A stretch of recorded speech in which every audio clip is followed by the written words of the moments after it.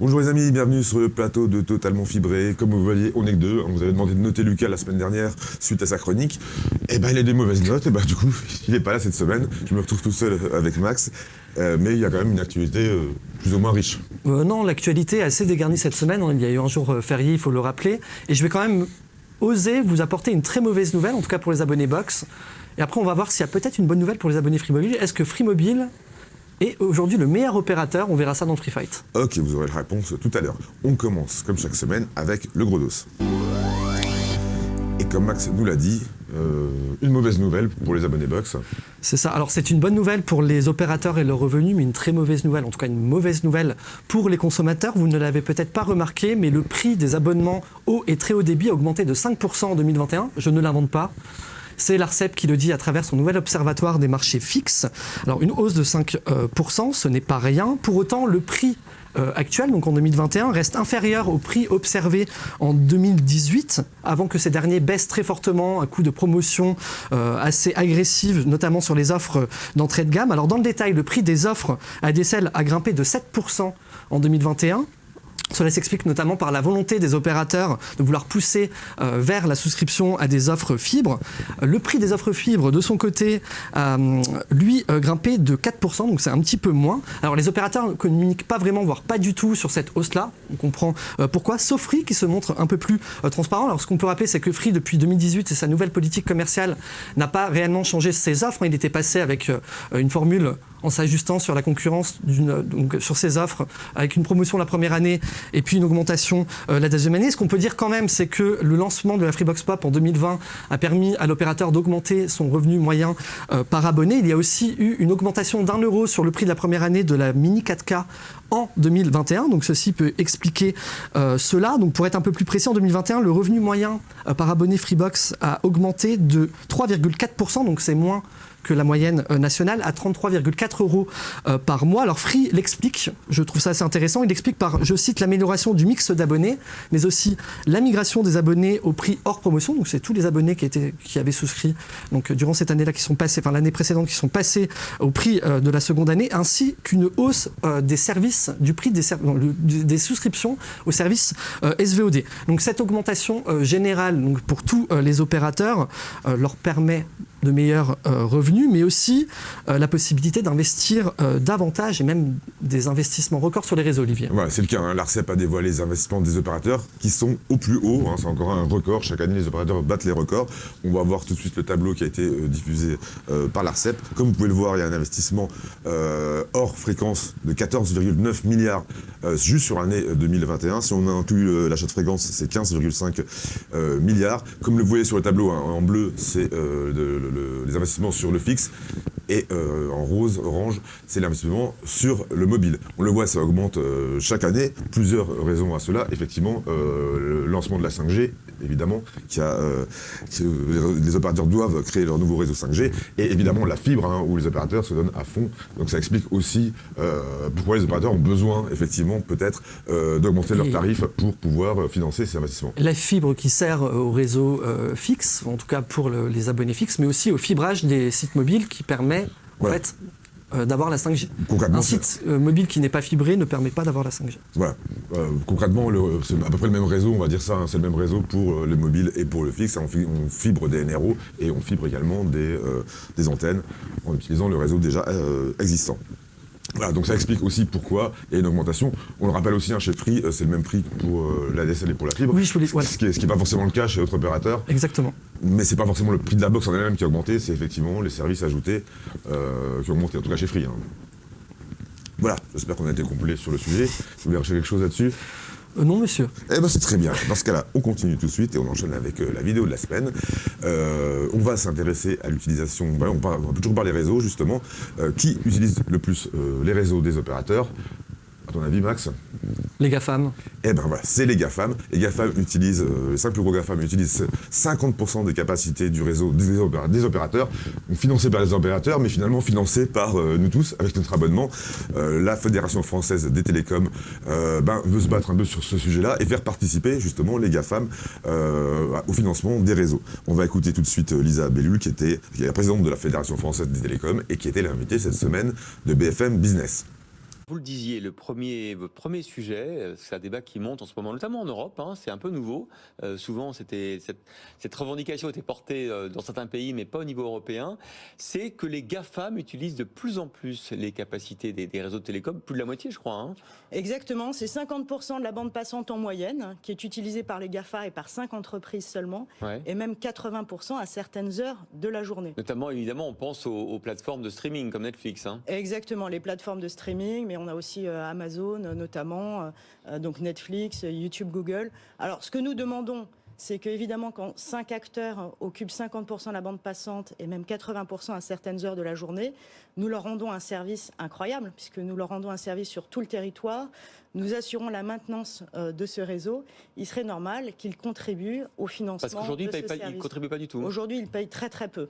Ils payent pour acheminer jusqu'à nos frontières, mais évidemment, la logistique du dernier kilomètre, des derniers 100 mètres, du cœur des réseaux des opérateurs télécoms jusqu'à vos maisons, c'est nous qui l'assurons. Et pour ça, il faut que l'Europe soit peut-être plus proactive sur ce sujet-là. Absolument. La commissaire Vestager, le commissaire Breton ont annoncé une initiative d'ici la fin de l'année. Ouais. Et donc, nous allons participer à ce débat pour voir quelle forme exactement pourrait prendre cette contribution des GAFA au financement des réseaux télécoms. Voilà, c'est un débat qu'on pourra avoir un jour, effectivement. Est-ce que les GAFAM doivent participer au financement des réseaux? Ça pourrait peut-être justement faire baisser La le logique débat, le ça. voudrait. Après, il faut voir au niveau de l'Europe comment ça va pouvoir Voilà, ce sera se forcément. mettre en place et quelle va être la réaction aussi des GAFA. Mais après, en toute logique, il faut participer aussi au financement des réseaux. Voilà, c'est ce que je pense aussi. Sauf que le débat est vite clos. On l'a vu aussi, par exemple, pendant la crise sanitaire, où Orange a dû aussi doubler sa capacité au niveau des câbles pour aussi faire en sorte qu'on puisse gérer tout le flux venant, par exemple, des Netflix, etc. Après, par exemple, Netflix n'est pas considéré aujourd'hui comme un GAFAM, mais c'est un géant du net, comme Disney+, etc., ont aussi revu donc la capacité aussi de la qualité vidéo, ont revu à la baisse. Donc, ils ont fait un peu leur travail de ce côté-là. Mais bon, ça représente, quand on voit que les opérateurs ont investi des dizaines de milliards dans les réseaux et que les GAFAM qui l'utilisent à 50% ne participent pas du tout au financement, il y a anguille sous roche quand même. Ah bah c'est problématique. C'est Surtout problématique. que c'est nous qui le payons. Après, on peut quand même le rappeler, hein, les revenus des opérateurs français, donc les opérateurs de réseau, sont en hausse, les 4 sont rentables. Mais bon, je trouve ça dommage aussi qu'on en parle là ce soir, de l'augmentation du prix des box. Le prix du mobile aussi augmente, même si on fait partie quand même des pays les moins chers dans le monde. Je préférais que ceux qui utilisent réellement la bande passante, c'est-à-dire les GAFAM, puissent aussi participer tout autant que les consommateurs. Voire même plus forcément, parce qu'eux représentent quand même une manne financière assez énorme. Ouais, ils sont rentables également. C'est dommage que Ils sont plus que rentables. Ils sont plus que rentables. Donc on espère que la FFT va aller plus loin que ça. Là, pour l'instant, c'est... Et l'Europe. Et l'Europe, évidemment, ça peut se faire qu'au niveau européen, d'obliger les GAFAM à payer. On enchaîne tout de suite avec le Up and Down. Et c'est moi qui vous annonce une bonne nouvelle, puisque 3 chaînes francophones sont offertes ou vont être offertes sur Freebox TV. Les 2 premières concernées, c'est le pack Haïti, c'est un nouveau pack qui a été lancé il y a quelques jours. Donc c'est 2 chaînes francophones, hein. Haïti, il parle français, je ne sais pas si tu le savais, Max. Si. Voilà, donc on peut trouver 2 chaînes Et c'est généralistes. pas dans les Caraïbes. Hein. Non, c'est dans les Caraïbes et pas dans les Antilles, pardon. Voilà, si tu le dis. En tout cas, les 2 chaînes du pack sont Télépacifique sur le canal 434, TNH sur le canal 433, et disponible gratuitement dès maintenant sur toutes les Freebox et jusqu'au 7 juin. On continue avec une autre chaîne qui est française, qui fait partie du groupe TF1, qui s'appelle TV Braise. Contrairement à son nom l'indique, c'est pas une chaîne dédiée à la Bretagne, ça l'était à l'origine, ça l'est plus, hein, c'est une chaîne de fiction, vous pouvez voir des films, vous pouvez voir des séries, vous pouvez voir notamment Colombo, pour ceux qui adorent Colombo, c'est sur En cette version chaîne-là. bretonne, non pas du tout, c'est Non, dommage. même pas en version bretonne. Il faudrait penser à changer de nom, parce que nos amis bretons ne sont pas forcément satisfaits de se rendre sur Brest TV et de se dire, mais en fait, qu'est-ce qui me correspond? Ils peuvent aimer Colombo, pourquoi les Bretons n'aimeraient pas Colombo? Restons dans le cliché, qui fait des Joséphine Ange émissions Gardien. culinaires sur comment faire les meilleures crêpes du monde. Par exemple, voilà. tu pourrais le proposer. Je vais m'auto-licencier et je vais partir chez TF1. D'accord, ça marche. Tiens, bon. Donc la chaîne, c'est Canal 54. Évidemment, ça concerne principalement ceux qui n'ont pas TV by Canal, puisque cette chaîne est inclue pour les abonnés Freebox qui ont TV by Canal, c'est-à-dire la Freebox Delta et la Freebox Révolution. Et pour tous les autres, du coup, ça fait une chaîne gratuite en plus à partir du 7 juin. Toi, Max, c'est une mauvaise nouvelle. C'est un mauvais point pour Bouygues Télécom et je me pose encore des questions, je commence à m'exprimer. Vous ne le savez peut-être pas, les abonnés Bbox Fibre, notamment disposant du décodeur TV Miami ou 4K, ne peuvent pas accéder à tous les contenus TV lorsqu'ils connectent leur player en Wi-Fi à leur serveur. Donc c'est possible, mais vous n'accédez pas à tous les contenus TV. Alors pour remédier à ça, on voit tout de suite arriver les abonnés Freebox Pop, même Delta ou encore Mini 4K, qui se disent mais pourquoi ? Et pourquoi ? Mais pourquoi ces 3 box là, on Il n'y a peut se connecter en Wi-Fi l'offre Bbox Ultime, donc l'offre Premium, qui depuis février dernier, en lançant son nouveau player, permet cette connectivité-là directement et donc ne pas passer par un câble Ethernet ou un CPL. Alors pour remédier à cela, Bouygues a eu la bonne ou la mauvaise idée de lancer une option payante, 3 mois offerts à 5 € par mois. 5 € par mois. C'est énorme. Juste. Alors, ça permet donc de pouvoir connecter en Wi-Fi, donc sans fil, son player à son serveur, via un répéteur Wi-Fi fourni. Donc je pense que le prix vient aussi de là, un répéteur Wi-Fi qui vous permet aussi bien entendu d'améliorer la portée et le débit, sauf que le nom de l'option en question, c'est connexion décodeur TV en Wi-Fi. Donc Bouygues Telecom met largement ça en avant. Alors pour les abonnés Bbox Must, donc c'est l'offre de milieu de gamme du Bouygues Telecom, la facture en cas de souscription à cette option grimpe énormément. On passe de 22,99 € la première année à 27,99 €, puis de 40,99 € la deuxième année à 45,99 € pour une offre qui n'est même pas haut de gamme. Donc là, c'est quand même assez salé pour juste faire sauter le câble Ethernet. Je trouve ça un petit peu abusé. Alors, Bouygues Telecom pourra toujours s'expliquer en disant qu'effectivement, on fournit un répéteur Wi-Fi. Il faut dire que chez Orange ou même chez Free, le répéteur Wi-Fi, on le paye une fois, on ne paye pas de location. Chez Free, on peut connecter les box en Wi-Fi. Oui, déjà. Mais là, il y a quand même le répéteur Wi-Fi en plus. Et chez Free, en plus, les CPL sont fournis pour... Mais là, en fait, proposer une option avec un répéteur Wi-Fi et d'intégrer en fait cette possibilité-là de connecter le player sans fil. C'est un peu inciter les gens à... Ah bah pour moi, ça va dans la lignée de ce qu'on pouvait dire dans le gros dos. Ça permet aussi à Bouygues Telecom de pouvoir augmenter son revenu moyen par abonné. Et surtout, le tarif est vraiment... Là, ça devient un petit peu indécent par rapport. Regardez en détail l'offre, les contenus et aussi le débit. Là, on est quand même sur une gamme tarifaire de box haut de gamme. 60 € à l'année, dans ce cas-là, il vaut mieux investir dans des boîtiers CPL. Au moins, on le paye qu'une fois. Voilà, ou peut-être changer d'opérateur. Changer d'opérateur, ce qui est encore plus simple. Merci Max, on va continuer avec toi pour le jingle, puisque tu vas faire le chiffre de la semaine. Le chiffre de la semaine qui va être juste là. Il est en retard, je suis en avance. Nickel. Voilà. Alors 70%, c'est le pourcentage de raccordeurs à la fibre qui viennent de s'engager à améliorer la qualité de leurs interventions. Vous savez que nous sommes dans un contexte assez tendu où un raccordement final sur 5 s'avère être un échec. Donc l'ARCEP est monté au créneau, les associations des maires de France aussi. Et donc du coup, il faut que la filière se bouge un petit peu les fesses et remédie à tout cela, les opérateurs commerciaux, les opérateurs d'infrastructure. Alors il y a déjà beaucoup de choses qui ont été mises en place, notamment des contrats stock 2 qui ne sont pas forcément entrés dans la réalité aujourd'hui. Certains tardent encore. Donc quand je parle de contrats stock 2, c'est uniquement lié à la sous-traitance. Vous savez qu'il y a énormément de rangs dans la sous-traitance jusqu'à 8. Donc le but c'est de réduire à 1. Eh bien écoutez, cet engagement-là, donc des 70%, donc 70% des raccordeurs fibres, c'est notamment Axian, Siret, Eiffage, Copelec et Sogetrel et j'en passe. Donc ils s'apprêtent mercredi, ce sera officialisé normalement, il me semble, mercredi prochain. Donc ils vont signer une charte de bonnes pratiques. Dans cette charte-là, en fait, ils s'engagent donc à réduire à 1 niveau donc, la sous-traitance contre 8 jusqu'à aujourd'hui, avec une attention particulière au statut du sous-traitant et aussi à sa qualification, donc le tout en favorisant donc l'emploi local et la formation. Alors cela vient s'ajouter à une nouvelle qui vient d'arriver, c'est le lancement d'une application baptisée FTTH mode d'emploi qui doit permettre en fait à tous donc les monteurs raccordeurs de pouvoir installer la fibre de la meilleure des manières, donc avec une aide en fait assistée étape par étape. Alors reste à savoir si cela va porter ses fruits dans un contexte très tendu parce que pour le moment c'est quand même un petit peu la déconfiture. C'est le cas, c'est le moins qu'on puisse dire. Du coup, s'il n'y a plus qu'un seul sous-traitant, vraiment le problème, c'est quand on en a 8, on ne sait pas lequel a posé problème et lequel fait C'est ça, n'importe qu'on parlait quoi. d'ubérisation aussi. Donc là, quand on parle aussi de revoir un petit peu le statut du sous-traitant, je pense qu'en enlevant les rangs aussi, on a aussi un problème de sous-traitants qui sont très très mal payés. Mais c'est quand le sous-traitant arrive vraiment au bout de ligne ou 8e rang, c'est compliqué, il ne peut pas intervenir. En fait, il ne peut pas même pas survivre en fait, puisque l'intervention coûte bien plus cher que ce qui lui revient. Voilà. Donc là, c'est un vrai travail aujourd'hui. On a déployé la fibre très rapidement. On a plus le nombre d'abonnés fibre a dépassé le nombre d'abonnés ADSL. On est à 14, et quelques, pratiquement 15 millions d'abonnés fibre. Il y a plus de 70% des locaux aujourd'hui qui sont fibrés. Nous sommes dans l'étape finale. Vous le savez, en 2025, la France se doit d'être totalement fibrée. Donc voilà, nous sommes allés vite. Et nous n'avons pas forcément fait les choses bien. Nous, on n'y est pour rien. C'est ça. Nous, oui, c'est vrai. On enchaîne, comme vous l'avez dit, avec le Free Fight. Juste après le jingle. 10 ans après son arrivée, est-ce que Free Mobile est meilleur opérateur ? Eh ben, on va en débattre maintenant. Max, tu voulais prendre la parole ?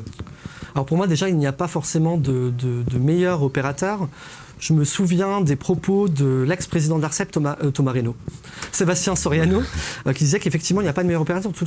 Tout cela dépend en fait de votre lieu d'habitation, de votre lieu de travail, de la connexion, et du débit et de la couverture que vous avez dans ces endroits-là, même quand vous vous rendez sur des lieux de villégiature. Après, ce qu'on peut dire, c'est qu'il y a eu quand même une vraie évolution de Free Mobile. Free Mobile a construit, déployé son réseau bien plus tard que les autres. On peut même dire aujourd'hui qu'il a en partie rattrapé son retard. En tout cas, il l'a rattrapé sur 2 opérateurs qui sont SFR et Bouygues Telecom. Orange, il faut l'avouer, reste bien devant. En atteste le dernier baromètre annuel de NPerf, le baromètre 2021, où toute technologie confondue, Free se classe 2e. Et dans le détail, Orange par définition... En termes de qualité. En termes de débit, en termes de toute technologie confondue, de la 2G jusqu'à la 5G, Free se classe 2e. On voit aussi que l'itinérance plombe beaucoup moins Free Mobile parce qu'elle est beaucoup moins, voire même plus utilisée. Il reste 1% du trafic qui sont à mettre au profit des abonnés Free Mobile sur le réseau d'Orange. Free Mobile est second aussi sur la 4G avec une vraie évolution en termes de débit. Et là, il marque quand même un certain écart avec SFR et Bouygues. Orange reste quand même devant. Free pêche quand même, en tout cas d'après ce baromètre-là, sur la 5G en termes de débit. Cela s'explique par aussi sa stratégie de déployer à outrance la bande 700 MHz, donc une meilleure couverture, ce qui est un petit peu paradoxal, 83% de couverture 5G aujourd'hui, mais des débits en deçà, puisque même s'il n'est pas finalement à la ramasse en termes du déploiement de la bande 3,5 GHz, on le voit au niveau des tests, ce qui est considéré comme 5G n'est pas forcément 3,5 GHz, donc cela réduit forcément les débits de Free Mobile, mais je tiens quand même à mettre le point sur l'évolution du réseau. On peut noter quand même pas mal d'évolutions depuis quelques années. On a eu la modulation 256 QAM, la technologie MIMO 4x4, pour les connaisseurs, je ne vais pas faire la définition, sinon ça va prendre une demi-heure. En tout cas, ces 2 technologies-là ont permis quand même un gain de débit en 4G.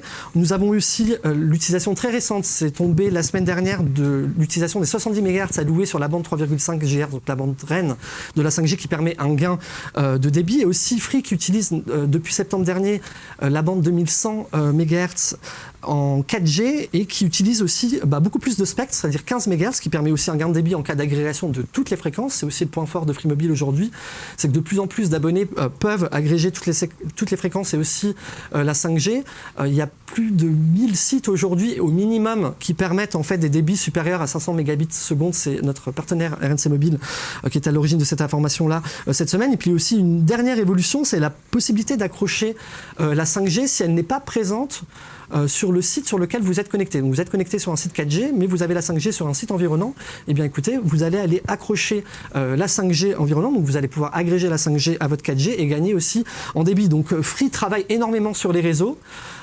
Donc j'ai hâte de voir en fait le baromètre NPerf 2022. Alors il s'est aussi amélioré nettement évidemment sur la couverture. Il a commencé de rien. Il a commencé nettement après les autres opérateurs. Sur la 3G, 4G, il a 99%. Ça se joue par rapport aux autres opérateurs à quelques dizaines de points. Et c'est le dernier pourcentage qui est le plus compliqué. On le voit, Orange, ça fait longtemps qu'il a plus de 99%. Le 100%, on parle de généralisation de la 4G grâce au New Deal. Ça va prendre du temps, ça va prendre encore quelques années.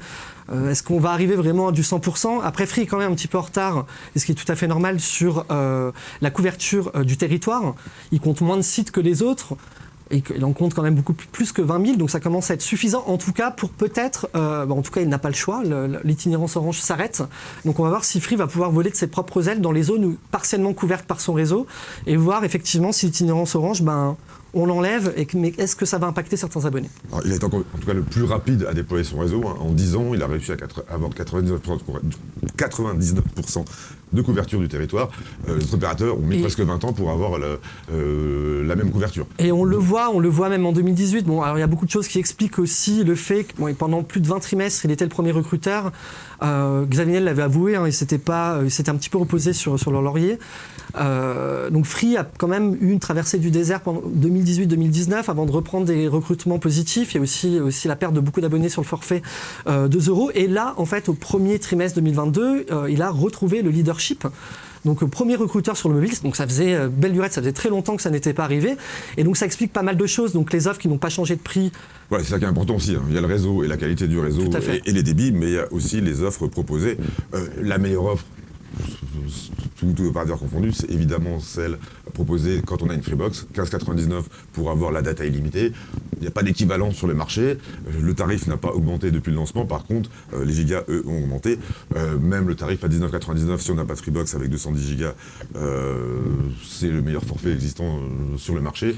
Que ce soit en France métropolitaine ou pour voyager à l'étranger. Ou pour voyager à l'étranger, voilà, parce qu'il y a 25 gigas inclus également en roaming. La même chose pour le forfait à 2 €, même si maintenant, aujourd'hui, évidemment, il est beaucoup moins intéressant. On attend son enrichissement. On attend toujours son enrichissement. Sur les offres, il n'a pas changé de prix.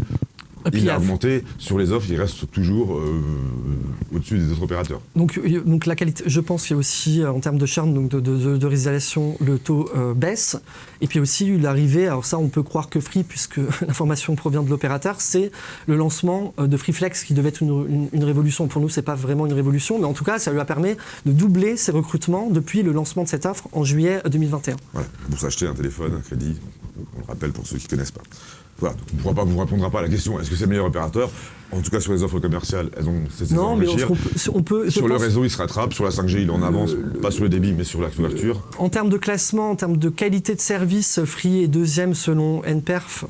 Après, ça dépend des zones, comme j'ai pu vous le dire en début de Free Fact, ça dépend où vous habitez. Après, en termes d'offres, on voit aussi que Orange a fait des efforts, parce que Orange a baissé quelques forfaits et surtout est passé au sans engagement. C'est le premier opérateur de type A à passer au sans engagement, qui a été suivi par SFR. Et Orange l'avait annoncé, je crois, au 4e trimestre 2021. Il a été deuxième meilleur recruteur derrière Bouygues Télécom, en expliquant en fait que ses forfaits haut de gamme, donc Orange, avait aussi tiré ses recrutements vers le haut, alors que depuis pas mal de temps, c'était surtout les offres Soch. Soch qui devient aussi très agressif aux côtés de Bouygues Télécom et des offres BNU et de Red by SFR sur les forfaits low cost. Ok. Et ton classement, alors, pour toi, c'est lequel le meilleur opérateur? Deuxième et troisième? Je vais être honnête, je pense que l'opérateur historique a quand même une longueur d'avance sur le reste, sachant qu'il a Soch. Les offres sont vraiment très agressives actuellement. Pour moi, Orange reste le meilleur réseau, mais je pense que Free, comme pour le fixe, Free est deuxième, et Free se place aussi premier challenger d'Orange sur le mobile. Et on sait que Free est quand même historiquement présent sur le fixe depuis le début des années 2000. Pour le trublion, pour le dernier entrée sur le marché du mobile, je trouve qu'il est aujourd'hui dans une position qui est quand même, on peut quand même féliciter l'opérateur, même si tout n'est pas parfait. On pourra dire que la VO Wi-Fi est arrivée tard, la VO LTE est arrivée tard, etc. Mais bon, tout ne peut pas être parfait non plus. Non, ce serait trop facile. Ok, merci beaucoup Max. Et voilà, c'est tout pour aujourd'hui. Vous le savez, on se retrouve évidemment tous les jours sur le site universfreebox.com. Pour Totalement Fibré, c'est tous les vendredis soirs. On retrouve Lucas la semaine prochaine. Je pense qu'il sera rentré de vacances. Oui. Oui, ce sera bon.